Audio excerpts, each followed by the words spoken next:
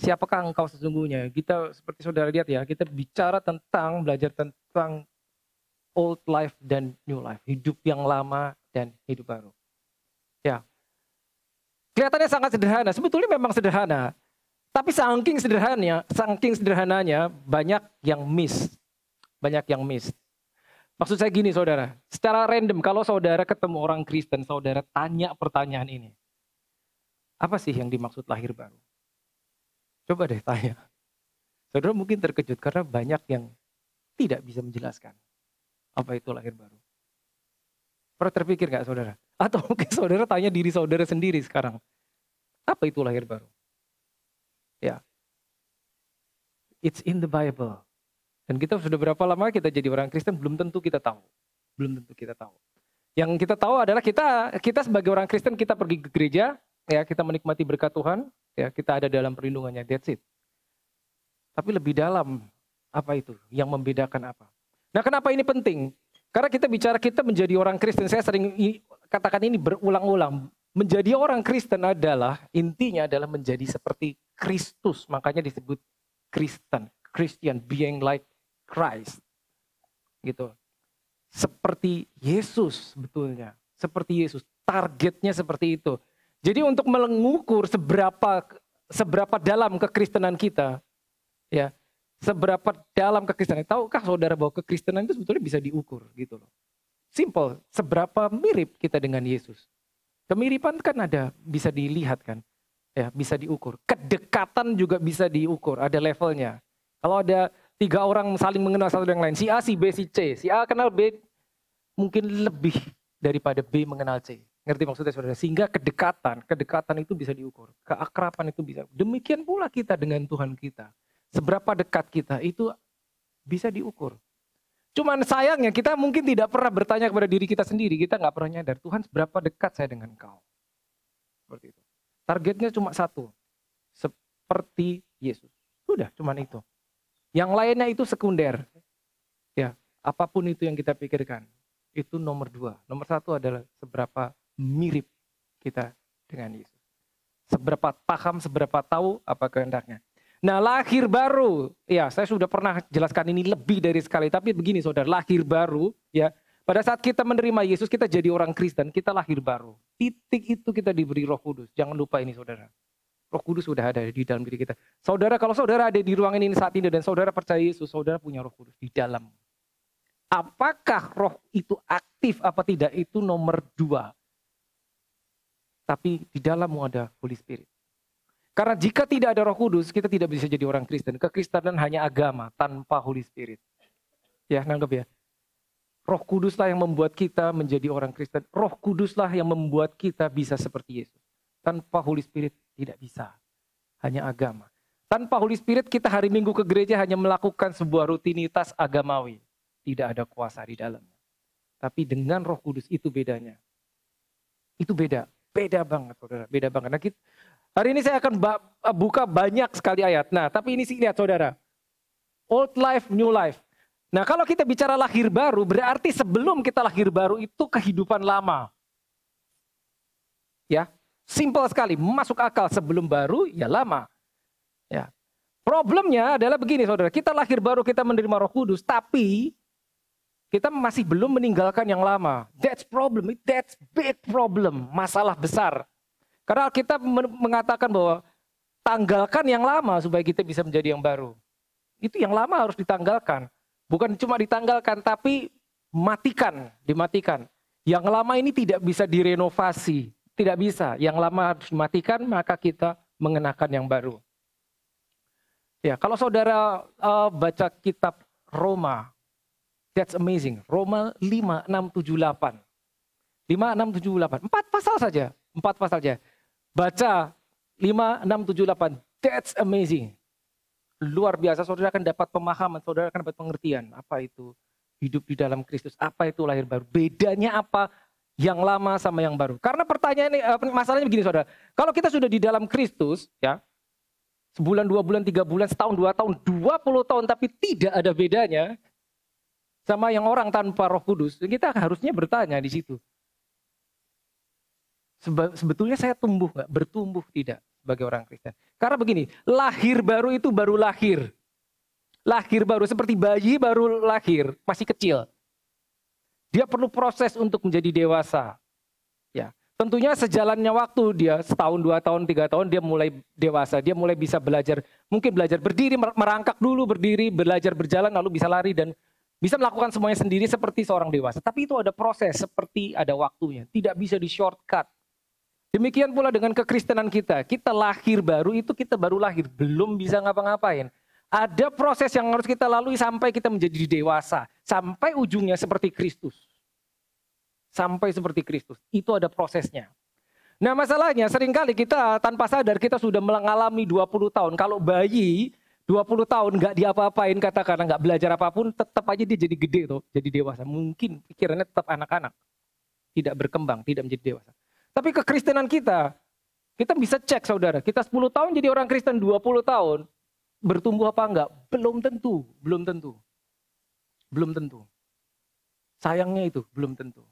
Ya, jadi ini yang akan kita pelajari. Ya, menjadi seperti Kristus. Nah, seperti itu saya bilang, saya akan bukakan banyak sekali ayat. Ya, old life and new life. Nah ini yang pertama saudara. Ayat ini krusial. Saya akan ulang dan ulang dan ulang dan ulang. Kejadian 1 ayat 26. Nah kenapa? Karena begini saudara, kalau saudara mau tahu untuk apa saudara diciptakan, tujuan Tuhan menciptakan engkau dan aku, ini ada di sini. Sama persis tujuan Tuhan menciptakan manusia pertama. Oke, ini materinya banyak, jadi saya ngebut ya saudara. Kejadian 1 ayat 26, ini bahasa Inggris. Kenapa saya pakai bahasa Inggris? Karena bahasa Indonesia tidak persis sama. Saudara silahkan buka dalam versi bahasa Indonesia, versi saudara sendiri. Then God said, let us. Marilah kita, ini yang ngomong, nih, God said. Kita itu plural toh. Marilah kita menciptakan manusia serupa dan segambar. Kalau bahasa Indonesia serupa dan segambar kita. According to our image and according our likeness. Ini Tuhan ngomong sama siapa? God is having a discussion with the Holy Spirit and with the Son. Pada saat dia menciptakan langit, bumi, hewan semuanya, dia nggak perlu diskusi. Tapi pada saat hari terakhir ke-6, dia mau menciptakan manusia, dia kembali masuk dulu, tanda kutip, ke dalam studio, lalu dia diskusi. Yuk kita bikin satu ciptaan, perhatikan baik-baik, yang kali ini mirip kita. Bayangkan saudara, bayangkan, perhatikan gini. Kalau Tuhan, God the Father, Allah Bapa bilang menciptakan manusia yang mirip aku, saudara diciptakan serupa dengan Bapa, it's good enough, that's amazing. Kalau saudara diciptakan serupa dengan Yesus, that's great. Saudara diciptakan serupa dengan Holy Spirit, that's great. Tapi ini lebih dari itu. Saudara diciptakan serupa dengan Bapa, Yesus, dan Holy Spirit. Makanya as. That's it. Jadi di dalammu itu ada kemiripan dengan Bapa, di dalammu ada kemiripan dengan Yesus, di dalammu ada kemiripan dengan Roh Kudus. Pernah pikir itu enggak? Ada DNA-nya Holy Spirit di dalam situ. Gitu. Makanya dibilang gini, serupa dan segambar. Untuk apa? Ini dia. Tujuan ini. Lihat. Let them have dominion. Dominion itu apa? Rulership and kingship. Jadi pada saat kalimat ini diciptakan oleh pencipta Allah Bapa, ini ada. There is a kingdom. Kingdom. Kingdom itu king's domain. Kingdom. King's domain. Domainnya raja. God, dia adalah raja. Dia menciptakan manusia mirip. Jangan lupa mirip. Mirip banget. Nanti kalau saudara, kita pada sampai satu seri, saudara akan terkejut seberapa miripnya. Saya kasih tahu saudara seberapa miripnya. Untuk let them have dominion, menguasai apa? Segala sesuatu. Ciptaan yang lain. Ya, burung di udara, yang di laut, yang di darat, semuanya. Over all the earth and over every creeping things. Dah. Jadi itu ciptaan, itu saudara. Tujuan Tuhan menciptakan saudara untuk ini. Tapi, ada tapinya. Ya, berikutnya ini saudara. Ya, nah ini kurang lebih gini. Kita tahu ada perjanjian lama, perjanjian baru ya. Di Alkitab, saudara buka Alkitab, saudara akan ketemu dua. Mulai dari sini. lalu dia jatuh, lalu manusia hidup di dalam kejatuhan kurang lebih 4.000 tahun, sampai ada Adam lagi yang datang. Ini dia. Nama Adam itu artinya man, tapi bukan cuma man, tapi mankind. Kemanusiaan, bukan manusia, tapi kemanusiaan dari seluruh manusia. Ya, ini. Adam jatuh, manusia hidup dalam kejatuhan, lalu muncul Adam lagi yang lain. Yang ini namanya Yesus. Oke, ini sampai sekarang. Kita ada di sini, masih ada di sini, belum selesai. Nah, secara cepat. Nah ini saya coba kasih gambar. Lihat, ada dua alam. Satu alam yang terlihat, satu yang tidak terlihat. Seen and unseen realm. Oke, ikuti baik-baik saudara. I have to make sure that you know exactly what it means. Lihat, terlihat dan tidak terlihat. Ya, ini terlihat. Yang tidak terlihat di atas sana. Heavenly realms itu tidak terlihat. Ya, pada mulanya God, King toh, dia raja toh, raja apa? Segala sesuatu, semesta. Ya, maka disebut Kingdom of Heaven. Berarti ada kingnya. Siapa kingnya? Ini dia. Dan kita kalau buka Yohanes 4 ayat 24 kita tahu God is Spirit. Spirit tidak terlihat. Oke, nangkap sampai sini ya. Ya. Nah, lalu ada alam yang namanya Seen Realm. Dia bikin alam yang terlihat. Bumi namanya. Oke, raja dia. Pada saat dia bilang gini, mari kita bikin ciptaan yang mirip sama kita. Karena yang bikin adalah spirit. Pada saat dia menciptakan sesuatu yang mirip dengan dia, ciptaan itu spirit juga. Bisa ditangkap? Oke. Saya kasih ilustrasi simpel. Seekor kuda punya anak kuda disebut kuda juga toh. Jerapah punya anak jerapah disebut jerapah juga, dan seterusnya. Manusia punya anaknya disebut manusia juga toh. God is spirit. Pada saat dia menciptakan manusia ciptaannya spirit juga. Karena dia bilang ini mirip. Jadi saudara adalah roh. But the problem is, lihat, ciptaan yang namanya manusia ini, dia harus diletakkan di alam yang terlihat. Seen realm. Sehingga dia harus diberi kostum fisik supaya bisa dilihat. Tubuh namanya. Body. Tapi itu tidak mengubah fakta bahwa ciptaan ini sama penciptanya. Tadi ingat ya, mirip. Kalau ini roh, ini roh. You got it? Ya. Ya, meskipun ini rohnya diberi fisik. Oke. Sehingga segala sesuatu yang hidup di alam jasmani, alam terlihat, dia syaratnya harus memiliki tubuh jasmani. Jika ciptaan tersebut tidak memiliki tubuh jasmani, maka dia ilegal berada di sini. Oke? Makanya manusia jika tubuh jasmaninya rusak atau mati, dia harus check out, kembali ke sini. Karena dia akan ilegal ada di sini. Oke? Nah, roh apapun itu juga, roh jahat katakanlah. Kalau saudara jumpa roh jahat, kenapa itu bisa diusir? Karena dia ilegal di sini. Dia tidak punya tubuh. Ingat cerita Adam, dia jatuh ke dalam dosa. Iblis datang, dia harus pinjam tubuh ular. Karena dia tidak punya tubuh. Dia harus pinjam. Jadi engkau adalah roh. Nah ini fakta yang saudara harus ingat. Nah sehingga apapun yang kita hadapi, problem apapun. Seringkali orang tidak tahu bahwa gini, secara natural manusia hanya tahu begini. Jiwa dan tubuh, betul kan? Kita pergi ke dokter ya, dokter fisik. Wah kalau ini nggak ketemu masalahnya di refer ke dokter jiwa. Tapi kan saudara nggak pernah dengar ada dokter roh tuh. Nggak ada. Nggak ada, this is spiritual. Ilmu pengetahuan manusia nggak sampai sini. Tapi Alkitab nyampe sini, karena di sini asalmu. Oke, you got it? Ya. Sehingga seringkali problem yang kita alami, it is spiritual. Kenapa? Karena engkau roh. Sehingga apapun yang kau lakukan akan menimbulkan reaksi di alam roh. Itu dulu. Itu harus dipahami dulu sebelum saya lanjut. Gitu. Banyak manusia yang tidak percaya. Kenapa? Karena nggak kelihatan. Otak kita hanya bisa percaya sesuatu yang masuk akal. Tapi bicara ini, this is supernatural karena nggak kelihatan. Oke? Sampai sini jelas ya? Oke. Jadi ini yang perlu dipahami apa? You are spirit. Makanya kita belajar roh, jiwa, dan tubuh. Mudah-mudahan saudara masih ingat. Roh, jiwa, dan tubuh. Karena identitasmu adalah di dalam roh. Identitasmu adalah di dalam roh. Makanya engkau dikasih Roh Kudus. That's the true identity. Bukan yang di luar. Bukan yang di dalam justru. Ya, ini king, makanya ini king juga ciptaannya. Ini roh, ciptaannya roh juga. Maka ini yang di atas ini disebut King of Kings. Kenapa? Karena ini ada berapa kings. King of Kings. You are kings. Ini King of Kings.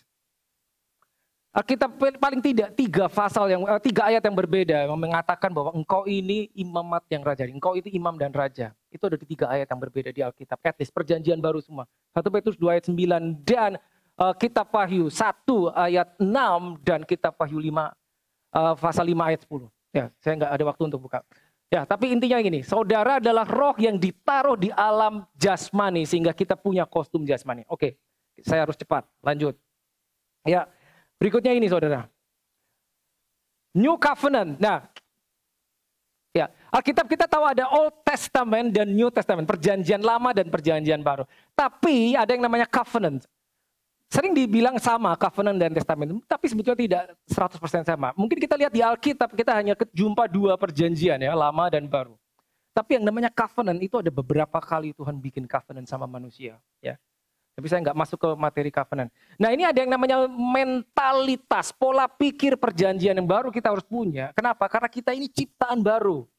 Kita lahir baru, kita ciptaan baru, kita harus meninggalkan yang lama. Maka mentalitas kita yang harus yang baru. Ya, seperti apa mentalitas yang baru? Lihat, perhatikan baik-baik. Nah ini ayat yang amat sangat terkenal. Yohanes 19 ayat 30. So when Jesus had received the sour wine, he said, "It is finished." And bowing his head, he gave up his spirit. It is finished ya, semua orang tahu. It is finished. Yesus disalib, ya. Sebelum dia menghembuskan nafas, mati, dia teriak ini kan, sudah selesai. It is finished. Bukan akan selesai, sudah. Sehingga mentalitas kita sebagai manusia baru adalah telah selesai. Tangkap, saudara. Telah. Saudara baca Alkitab, semuanya itu past tense oleh perjanjian baru. Telah. Beda dengan saudara buka perjanjian lama. Ya, apa itu mentalitasnya? Nah, saudara sering dengar istilah ini tuh. Betul? God is able, God can. Tuhan sanggup. Bagus gak? Bagus. Tapi saudara harus move on. Ini 100% benar statement ini. Tapi kalau saudara ciptaan baru, saudara lahir baru, saudara harus move on dari sini ke tahap berikutnya apa itu? Ini. God bukan cuma is able, but God is willing. Suatu saat ada seorang sakit kusta datang kepada Yesus dan dia bertanya, Tuhan, apakah engkau mau menyembuhkan aku? Lalu Yesus menyentuhnya dan berkata, aku mau, jadilah tahir, jadilah sembuh. Orang tersebut tidak yakin apakah Yesus mau apa enggak, tapi dia tahu Yesus bisa. Jadi ini 2 tahapan yang berbeda. Saat di sini kita hanya tahu dia sanggup, tapi kita belum 100% tahu apakah dia mau apa tidak. Beda ya? Nah, kalau saudara lahir baru, hidup di dalam perjanjian yang baru, di dalam wadah Roh Kudus, ada 1 tahapan lagi. Ini dia. Ya, ini dia. Bukan cuma God is able atau God is willing, tapi God has done it. Kenapa? Nih. Itu dia. Itu yang harus kita pahami. Selesai. The problem is, kita terlatih puluhan tahun untuk percaya sesuatu yang jasmani. Sehingga kalau mata kita nggak lihat, kita belum percaya bahwa itu sudah dilakukan. Gitu. Bisa dilihat dari doa-doa kita kan. Gitu. Saya lanjut ya. Ada banyak fakta. Ini saya bisa sampai sore, tapi saya potong nanti. Lihat, you are new creation, engkau ciptaan baru. Ayatnya di mana? Saya akan selalu kasih ayat. Supaya saudara tahu kenapa ayat itu penting. Karena begitu saudara tahu sesuatu, tahu ada di Alkitab, pada saat saudara dalam situasi apapun, dalam kritis, dalam krisis, engkau bisa berkata, it is written. Kalau saudara tahu ayatnya. Look, 2 Korintus 5 ayat 17, tadi udah disinggung ya. Jadi siapa yang ada di dalam Kristus, ia adalah ciptaan yang baru. Lihat ya. Jika ada ciptaan yang baru berarti pernah ada yang lama. Kemana yang lama? Look, yang lama sudah berlalu, bukan akan berlalu. Sesungguhnya yang baru akan datang apa sudah? Sudah. Kenapa? It is finished. Sudah datang. Yang lama sudah berlalu. Jadi ini nggak bisa dua-dua. Nggak bisa, harus salah satu. Kalau kita bilang kita ciptaan baru, yang lama harus hilang. Daging kita senang sama yang lama. Kita 3 bagian, roh, jiwa, dan tubuh. Kita lahir baru, kita diberikan Holy Spirit, maka roh kita selesai sama persis dengan Yesus. Tapi tidak demikian dengan daging ini, dengan jiwa dan tubuh. Pikiran masih keluyuran, maunya ke yang lama. Betul kan? Makanya kita pasti bisa melakukan sesuatu yang buruk. Meskipun status kita lahir baru. Yang lama belum mati. That's the problem. Kita masih pengen yang lama. Pada saat kita diperhadapkan dengan sesuatu, janji Tuhan. Kita yes terima, yes Lord, I believe, I receive. Itu baru. Tapi pada saat kita menjalani kehidupan kita, seringkali kita mau pindah lagi balik ke kehidupan yang lama. Karena daging ini terlalu kuat. Itu problem. Tapi saudara harus ingat, ciptaan baru itu berarti yang lama sudah berlalu. Sudah, bukan akan berlalu, sudah. Sudah berlalu ini sudah nggak ada, sudah mati. Ya. You are sons. Anak, ini saya sudah pernah khotbahkan. Dan bukan hamba. Ini sering jadi masalah besar. Ayo kita baca dulu. Galatia 4.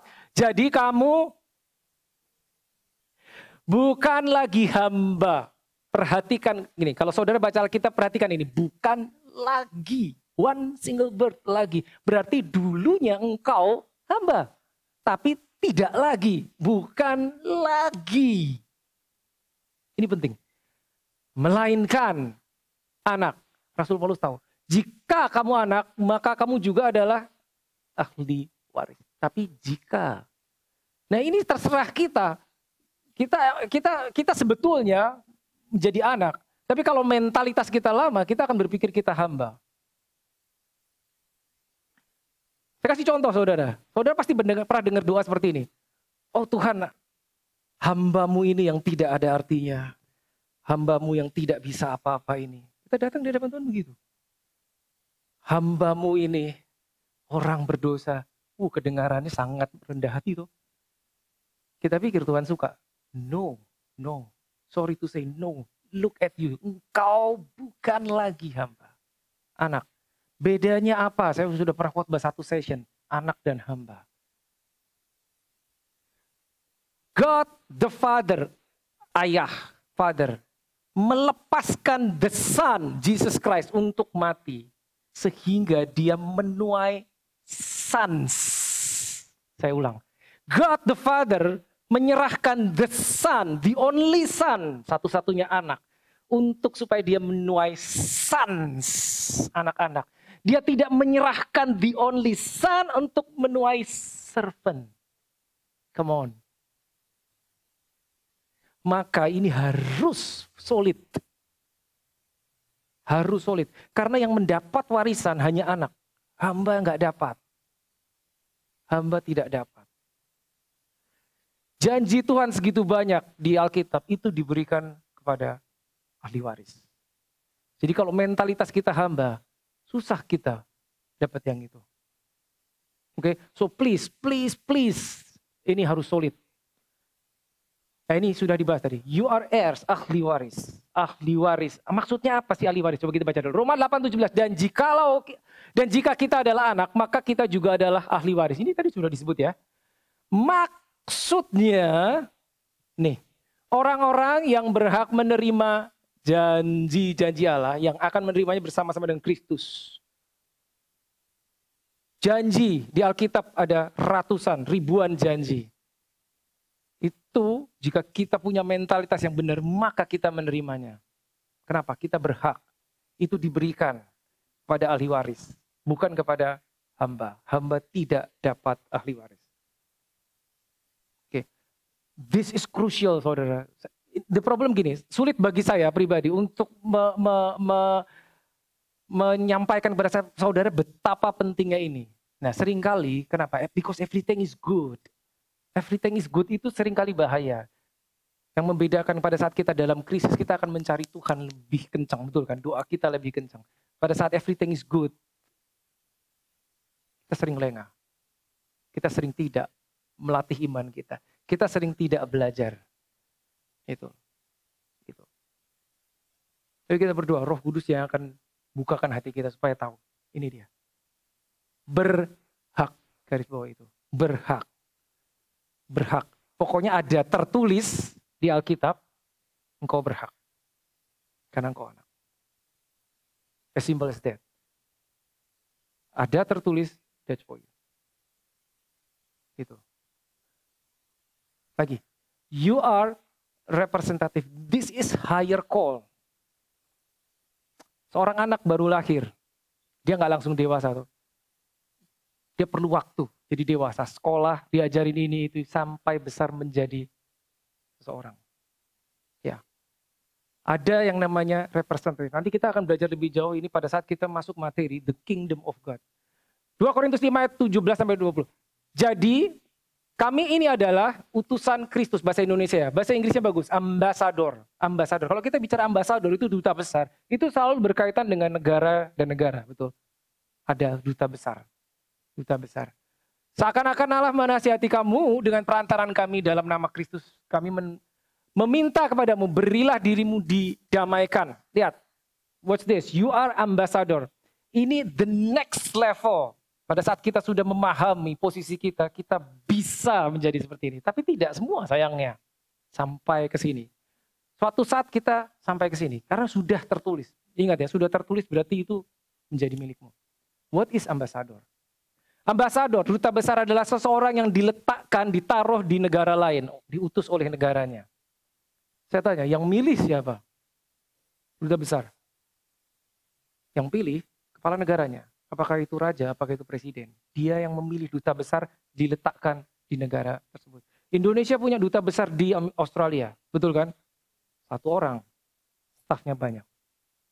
Duta besar itu adalah seorang yang harus tahu segala sesuatu tentang negaranya. Karena dia mewakili, dia adalah perwakilan. Apapun yang dia katakan akan di-backup 100% oleh negaranya. Kalau engkau duta besar, engkau diutus oleh negara yang namanya the kingdom of heaven, yang gak kelihatan. Engkau diutus ke sebuah kingdom yang di sini nih, bumi, ya, dan engkau di backup 100%. Di backup 100%. Makanya Tuhan Yesus berani ngomong suatu saat ke Petrus, apa yang kau ikat di bumi akan terikat di surga, apa yang kau lepas di bumi akan terlepas di surga. Maksudnya apa itu? Maksudnya surga setuju denganmu 100%. Saudara tahu Yesus berdiri di hadapan Pontius Pilatus. Pontius Pilatus berani ngomong gini. Tadi Yesus ditanya dia nggak jawab apa toh. Dia diam, dia bungkam. Pontius Pilatus berani-beraninya ngomong gini. Tidak tahukah engkau aku punya kuasa untuk menyalibkanmu atau melepaskanmu? Ingat cerita itu? Lalu Yesus bilang apa? Engkau tidak punya kuasa apapun atasku jika itu tidak diberikan dari tempat yang maha tinggi. Pontius Pilatus tahu persis dia punya kuasa. Dia nggak harus angkat telepon kaisar yang jauhnya ribuan kilometer ada di Roma. Posisi dia ada di Yerusalem. Karena dia tahu apapun yang dia buat keputusan akan di-backup oleh negaranya. Jadi kalau engkau adalah perwakilan, engkau adalah ambasador, keputusanmu surga akan setuju. Terlalu besarkah itu? Enggak, Alkitab yang bilang. Alkitab yang bilang. But the problem is this, perhatikan. Ambasador, duta besar, seberapapun dia ditempatkan di negara yang baiknya apapun dia tidak akan pernah menjadi warga negara tersebut. Enggak bakal. Kita ditempatkan di bumi, maka kita bilang apa? Kewarganegaraanmu adalah di surga, bukan di bumi. Engkau hanya utusan. Utusan itu mewakili, ya perwakilan. Kenapa sebuah, gini, contohnya gini.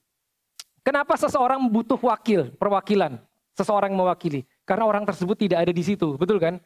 Karena orang itu nggak kelihatan. Makanya harus diwakili.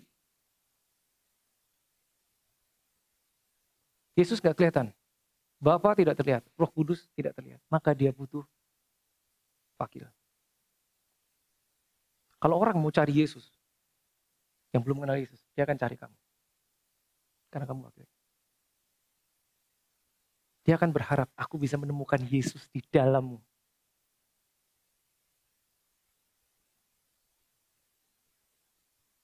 Kitab Zakaria mengatakan,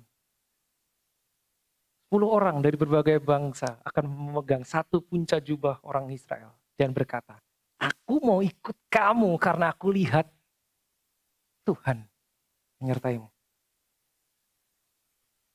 Kalau mereka cari Yesus, mereka cari kamu. Are you ready? Are you ready? This is the next level. This is the next level. Mereka harus ketemu Yesus di kita. Pada saat kita berposisi representatif, perwakilan. Dan satu lagi, ini yang penting banget. Ya, ini secara cepat aja karena materinya bukan tentang ambasador. Seorang ambasador, duta besar tidak boleh mengeluarkan pendapat pribadi. Nggak boleh. Saudara tidak akan jumpai seorang duta besar, katakanlah duta besar Australia untuk Indonesia, duta besar Amerika untuk Indonesia. Dia diwawancara, dia ngomong, menurut saya pribadi, nggak bisa. Apapun yang keluar dari mulutnya adalah menurut negaranya. Kalau kita berposisi ini, kita nggak bisa mengeluarkan statement pribadi. Segala statement kita adalah harus 100% statement heaven. Harus. Gitu loh. Menurut saya begini, apa menurut pendapatmu tentang perkawinan sesama jenis? Halo.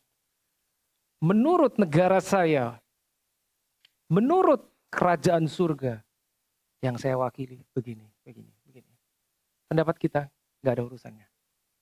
Nggak ada. That's crucial. Next ya. You are reconciled with God. Lihat ini, reconcile. Berilah dirimu didamaikan. Pertanyaannya kenapa harus didamaikan? Lihat 2 Korintus 5 ayat 18 ini di tengahnya ayat ini. Dan semuanya ini dari Allah yang dengan perantaran Kristus telah mendamaikan kita dengan dirinya. Dan yang telah mempercayakan pelayanan pendamaian itu kepada kami. Didamaikan. Kenapa? Karena pada saat Adam jatuh, maka seluruh, lihat ya, Adam itu man. Pada saat this one single man jatuh, maka the whole mankind, seluruh umat manusia, berada dalam yang namanya seteru, menjadi seteru Allah. Seteru itu berada di pihak yang berseberangan. Kenapa? Karena dia mengikuti, kita tahulah ceritanya, jatuh karena mengikuti saran iblis, betul kan? Ya. Enmity against God, bahasa Inggrisnya seperti itu.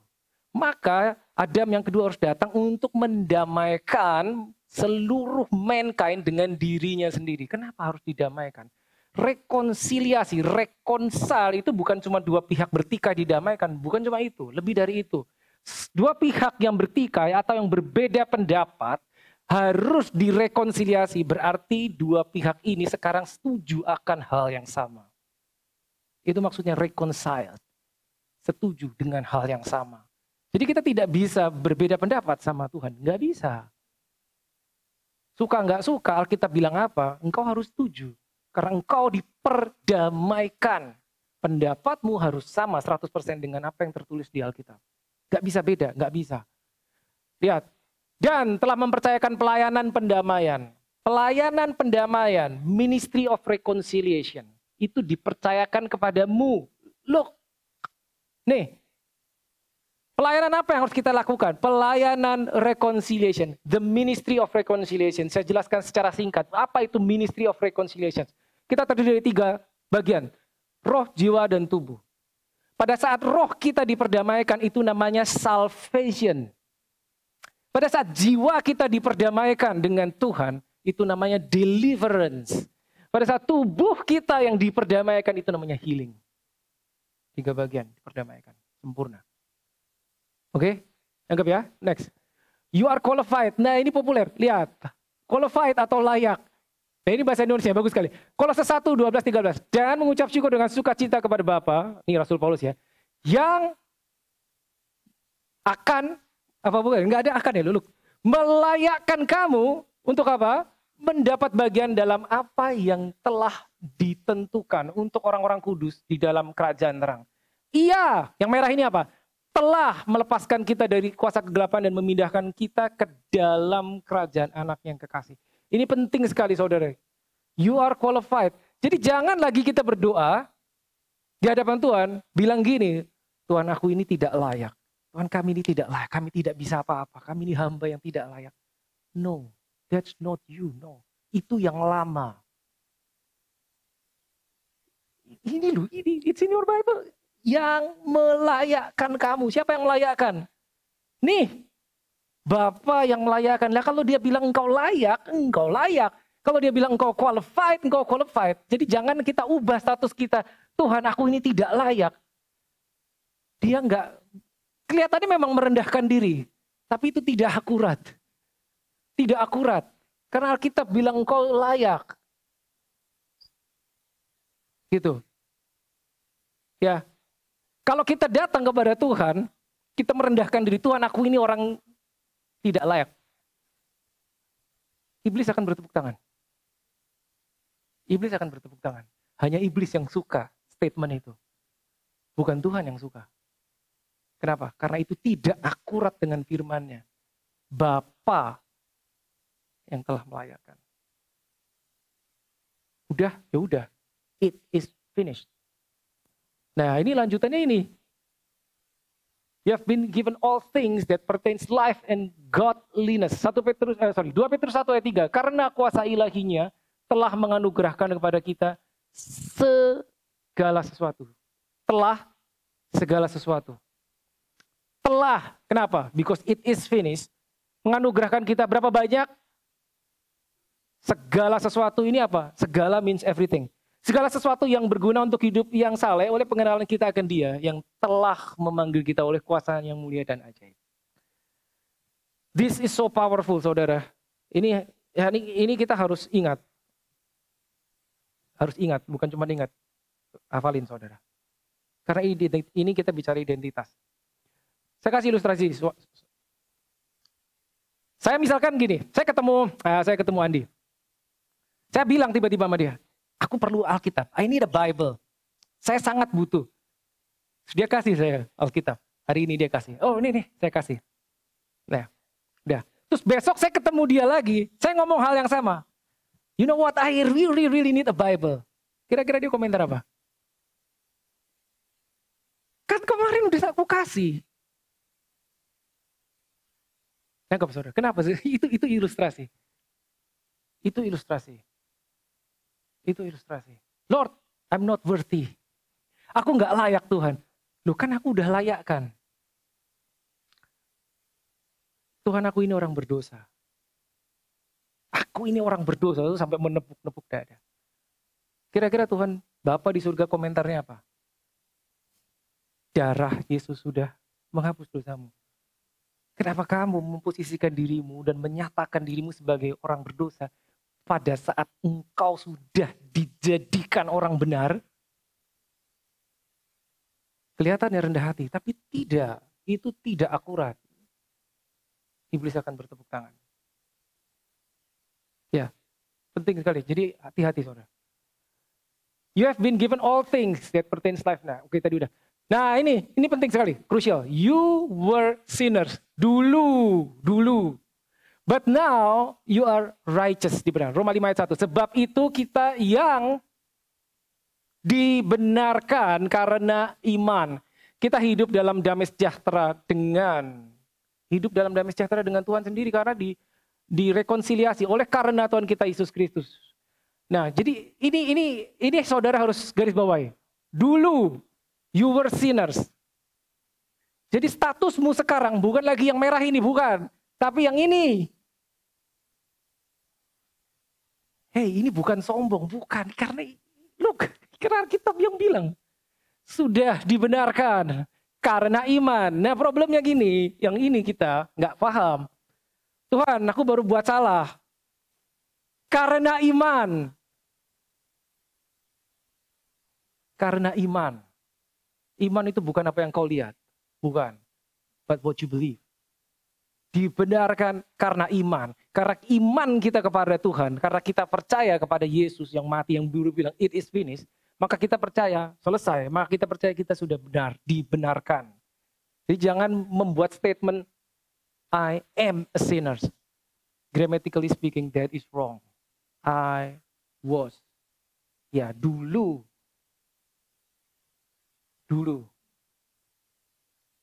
Dulu ya, tapi tidak lagi. Dulu orang berdosa. Pada saat it is finished, kan darahnya sudah dicurahkan untuk menghapus dosa. Maka tidak lagi. Itu. Nah, kita harus akurat pemahaman seperti ini. Kita harus akurat. Karena apa? Karena akan ada orang yang menuduh. Yaitu musuh kita akan menuduh. You call yourself a Christian? Come on, are you calling yourself a Christian? You just made a mistake yesterday. Apakah kamu menyebut dirimu orang Kristen? Kamu kemarin baru bohong. Kamu baru berbuat jahat. Itu tuduhan. Itu tidak datang dari Tuhan. No. Bukan dari Holy Spirit. That is from the enemy. That is from the enemy. Ya. I can go on and on and on. Makanya tadi saya bilang ini bisa sampai sore sebetulnya. Ini banyak banget. Christ in you, Kristus di dalammu. Now this is powerful. Nah sayangnya bahasa Indonesianya kurang akurat. Saudara lihat, Kolose 1:27. Kepada mereka Allah mau memberitahukan betapa kaya dan mulianya rahasia. Kenapa disebut rahasia? Karena Paulus bilang begini, itu dulu zaman perjanjian lama. Sehebat-hebatnya orang kudus, sehebat-hebatnya nabi, mereka tidak ada yang tahu. Karena itu dirahasiakan. Apa itu rahasianya? Ini, Kristus. Nah ini bahasa Indonesia saya bilang gini. Kristus ada di tengah-tengah kamu. Sebetulnya bukan ini. Ini kurang akurat. Christ in you. Bukan di tengah-tengah, tapi di dalam. Bahasa Indonesia saudara akan menjumpai ini. Kristus ada di tengah-tengah. Kurang kuat. Dia di dalam. Kenapa bisa di dalam? Karena Roh Kudusnya di dalam diberikan. Maka Kristus. Apa itu Kristus? Christ. Christ apa itu? The anointed one, yang diurapi. Berarti bukan cuma yang diurapi, tapi urapannya juga di dalam. Jadi nama Kristus itu bukan surname-nya Yesus. Yesus Kristus, family name. Bukan. Karena dia anointed, diurapi. Maka dia disebut Christ, Messiah. Mesias yang diurapi. Jadi engkau juga diurapi. Kenapa? Karena si yang diurapi Yesusnya. Rohnya itu sudah ada di dalammu. Halo, nangkap ya? This is huge. This is so powerful. Kristus ada di dalammu. Dan ini dibilang ini rahasia. Orang-orang di dalam perjanjian lama mereka nggak ada yang tahu. Sebut sehebat apapun itu. Musa kah? Daud kah? Abraham kah? Mereka tidak ada yang tahu. Di perjanjian baru rahasia ini hanya disingkapkan kepada Rasul Paulus bahkan. Seorang yang tidak pernah berjalan dengan Yesus secara fisik. Tapi dia mendapatkan by revelation. Kristus di dalam kamu. Dia bisa bilang, Yesus, Kristus di dalammu. Di dalam, bukan di luar, di dalam. Di dalam. Kristus di dalam.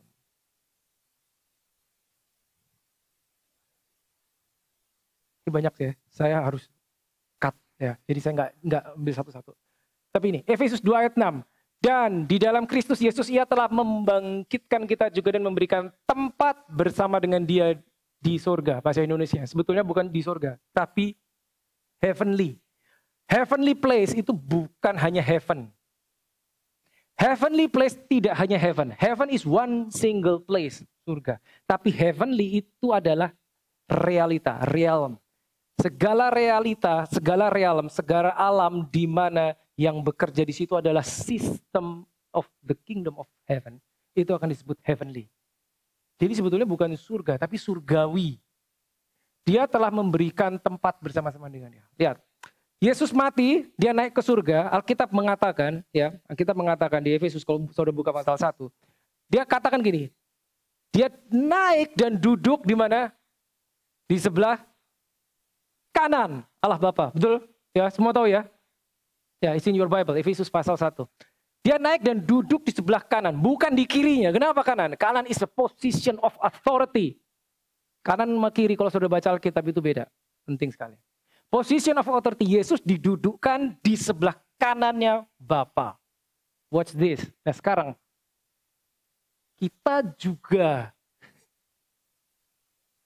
bersama-sama dia. Di dalam Kristus Yesus ia telah membangkitkan kita juga dan memberikan tempat bersama-sama dengan dia. Berarti kita di mana? Sama. Di sebelah kanannya juga. Bapak. Loh saya kan masih hidup di bumi. Ini banyak yang nggak paham. Makanya bukan heaven, tapi heavenly.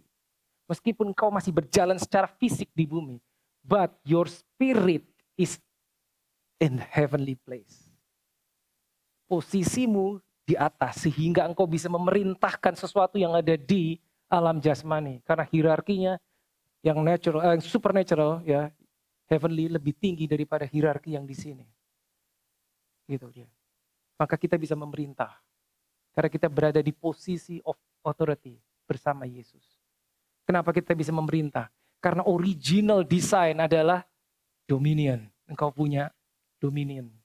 Kenapa kita bisa memerintah? Karena kita duduk bersama Yesus yang memerintah. Kita duduk bareng dengan dia. Kenapa kita bisa memerintah? Kenapa? Karena Yesusnya, the King is in you. Tadi dibilang, Kolose 1:27. That's powerful. Efesus 1 ayat 3. God has. Bukan will. Tuhan telah memberkatimu dengan how many? All. Spiritual blessings. Kenapa bukan natural blessings? Kenapa berkatnya berkat spiritual? Ini telah ya, ingat telah. What's this? Telah memberkatimu dengan segala berkat rohani. Kenapa berkatnya rohani dikasih? Bukankah kalau berkat jasmani lebih enak? Spiritual blessings.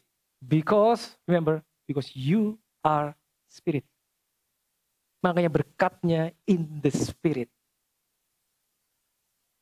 Now you have the authority in the heavenly realm untuk membawa segala sesuatu yang spiritual nggak kelihatan, including your blessing yang di spiritual realm, sehingga itu termanifestasi di alam nyata.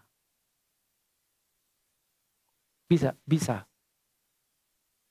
Dikasihnya di sini. Now this one powerful. Ya, 1 John 4:17. As Jesus is, so are we in this world. Kalau buka bahasa Indonesia ini rada membingungkan yang ini. As Jesus is, so are we in this world. Seperti Yesus, demikian pula kita. Pertanyaannya, Yesus seperti apa? Yesus di sebelah kanan Bapa. Penuh kemuliaan, duduk. Kenapa duduk bukan berdiri? Because it is finished, selesai. Kalau udah selesai dia duduk. Makanya dia nggak berdiri, dia duduk. Menunjukkan apa? Dia selesai. Makanya duduk. Saudara boleh datang ke restoran-restoran jam sibuk. Mereka, pegawainya berdiri semua tuh. Kenapa? Karena belum selesai. Tapi saudara datang kelewat jam 5, mereka mungkin udah duduk-duduk. Mungkin sambil makan, karena selesai. Pada saat it is finished, makanya dia naik, terus duduk, bukan berdiri. Bukan sembarang tempat, di sebelah kanan. Ya, as Jesus is,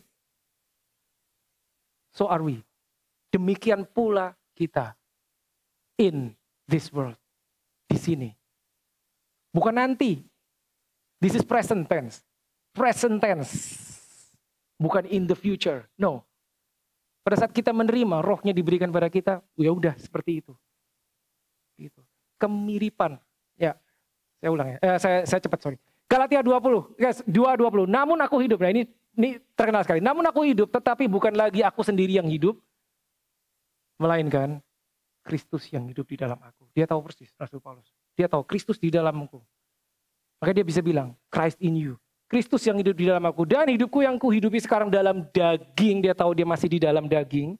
Adalah hidup oleh iman. Bukan apa yang dilihat. Yang dilihat mungkin tidak seperti yang diharapkan. Tapi by faith di dalam anak Allah yang telah mengasihi aku dan menyerahkan dirinya untuk aku. Lihat ini tadi saya udah kasih tahu saudara ya. Desain awal, this is the original design. Ya, kita diciptakan mirip banget. Segambar dan serupa. Dan diberi kuasa. Pada saat manusia jatuh, seluruh kemanusiaan jatuh. Apa yang terjadi? Saat manusia jatuh, ini hilang. Gambar itu hilang, saudara. Rupa hilang juga. Ini hilang juga. Manusia jatuh, Adam jatuh, seluruh kemanusiaan, ya, karena mankind, itu kehilangan ini hilang langsung. Ininya juga hilang, ininya juga hilang. Berarti ininya juga hilang. Makanya Yesus datang berjalan di atas bumi, dia bilang apa? Kalimat pertama Yesus, kalimat pertama Yesus sebelum dia mulai ministry, dia ngomong gini. Bertobatlah sebab nih, kingdom of God is here. Bukan cuma near, is here. Kenapa? Because the king is here. That's powerful. Jadi yang dilakukan Yesus itu mengembalikan yang hilang. Ini hilang, ini hilang, ini hilang. Dibalikin semua. Caranya gimana? Caranya adalah kita menerima dia sebagai Tuhan dan Juru Selamat. Itu yang dinamakan lahir baru. Jadi jika saat ini saudara dimanapun saudara berposisi, sekarang saudara lahir baru, berarti watch this. Saudara punya ini, dan punya ini. Harusnya. Tinggal kita sadar apa enggak? Kita percaya apa enggak? Awareness is very important. God's conscious, righteous conscious. Kita ingat apa enggak? Kita sekarang ingat, kita di dalam ibadah kita ingat. Tapi keluar dari sini, ntar sore aja, gak usah sampai besok. Masih ingat enggak faktanya bahwa engkau sudah punya ini lagi, punya ini lagi. Karena kalau enggak, ada pihak yang lain yang akan mengambil keuntungan. Siapa itu? Musuh kita, iblis. Worship team boleh kembali. Ya, dia akan selalu memberitahu saudara informasi palsu. Dia akan bilang sama kita, engkau tidak layak. Dia akan bilang, engkau tidak sama dengan Yesus. Engkau kehilangan ini, engkau tidak serupa. Dia akan bilang, engkau tidak punya kuasa. Padahal apa? Yang hilang ini udah dibalikin, sudah dikembalikan. It is finished. Apa yang finish? Sekarang saudara tahu apa yang finish.